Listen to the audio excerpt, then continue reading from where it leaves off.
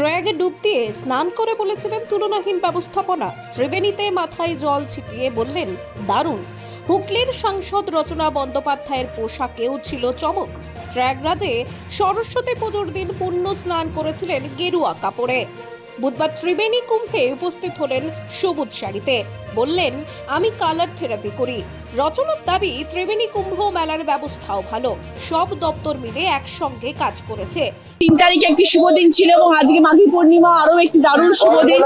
এই দুটো দিনই আমি গঙ্গায় আসতে পারলাম এবং গঙ্গা মাকে প্রণাম করতে পারলাম, গঙ্গার জল মাথায় নিতে পারলাম, এত মানুষকে আনন্দ দিতে পারলাম। প্রচুর মানুষের ঢল এখানে আপনারা সবাই দেখতেই পাচ্ছেন, প্রচন্ড পরিমাণে ভিড় এখানে একদম। কিন্তু তারপরেও আমি এখানে এসে আসতে পেরেছি এবং ঠাকুরের আশীর্বাদ। আমি আবারও বলছি, আমি প্রয়াগরাজেও যেতে পেরেছি। আজকে আমি আমার জায়গায় এসেছি এবং এত মানুষের ঢল এখানে, সবাই আজকে আসছেন গঙ্গা স্নান করার জন্য এবং আমিও এসেছি। সকলে ভালোবাসা এবং গঙ্গা একটুখানি জল